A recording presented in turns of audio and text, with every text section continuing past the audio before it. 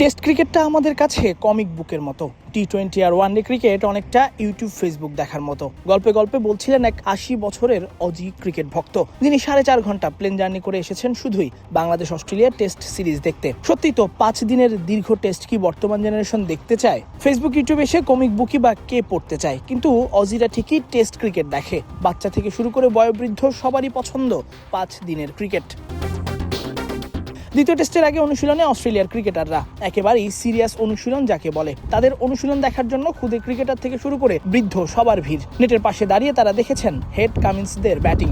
অনুশীলনের মাঝেই খুদে ভক্ত আর ক্রিকেটারদের ঠিকই অটোগ্রাফ আর ফটোগ্রাফ দিয়ে উদ্বুদ্ধ করার কাজটা তারা করে যান। প্রতি ম্যাচের আগেই স্থানীয় বাচ্চাদের ক্রিকেট অস্ট্রেলিয়াই ডেকে নেয়। কামিন্স হেডদের সঙ্গে দেখা করা, ছবি তোলা কিংবা কথা বলা সবই ম্যান্ডেটরি। উদ্দেশ্যটা খুবই পরিষ্কার, আজকের প্রজন্মকে আগামীর কামিন্স স্টার্ক হতে উদ্বুদ্ধ করা।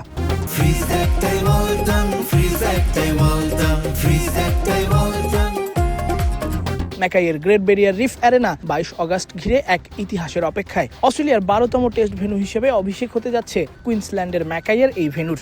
বাংলাদেশ অস্ট্রেলিয়া দ্বিতীয় টেস্ট দিয়ে দুই দলই যুক্ত হচ্ছে এই মাঠের রেকর্ড বুকে। টেস্ট বাদেও এখানে ওয়ানডে হয়েছে মাত্র 2টি। টেস্ট ভেন্যু হিসেবে অভিষেক হতে যাওয়া গ্রেট ব্যারিয়ার রিফ খুব বেশি প্রথম শ্রেণীর ম্যাচেও স্বাগতিক ছিল না। 1995 সালের নভেম্বরে শ্রীলঙ্কার বিপক্ষে প্রথম শ্রেণীর ম্যাচ খেলেছিল কুইন্সল্যান্ড। পরের প্রথম শ্রেণীর ম্যাচের জন্য 20 বছর অপেক্ষা ছিল এই মাঠের। শেফিল্ড শিল্ডে 2টি ম্যাচই হয়েছে এরপর। এছাড়া নিউজিল্যান্ড এ দলের বিপক্ষে 2টি ম্যাচ খেলেছে অস্ট্রেলিয়া এ দল। তার একটি আবার ছিল গোলাপি বলের দিবারাত্রির ম্যাচ। এই মাঠে সর্বশেষ প্রথম শ্রেণীর ম্যাচ হয়েছে 2024 সালের অক্টোবরে। এবার টেস্ট দিয়ে আবারও প্রথম শ্রেণীর ক্রিকেটে ফিরছে ম্যাকাই। তাই আয়োজনেও কমতি নেই কুইন্সল্যান্ড ক্রিকেটের। চলছে শেষ মুহূর্তের সবকিছু গোছানোর কাজ, ব্রডকাস্টারদের ব্যস্ততা, মাঠের একপাশে চেয়ার কিংবা টং পাতার কাজ, যেখানে বসে খেলা দেখবেন দর্শকরা, বয়োবৃদ্ধ দর্শকরা। যারা টেস্ট ক্রিকেটকে ভালোবাসেন 5 দিনের খেলাটাকে। সারাদিন কফি হাতে গল্পের সঙ্গে খেলা দেখাটাই যাদের ভালো লাগার কাজ।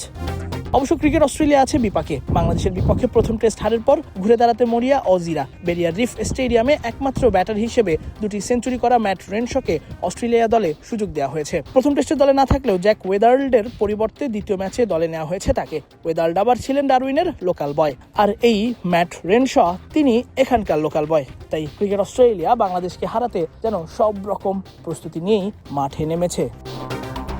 তাসফিক পলক, ক্রিক ফ্রেঞ্জি।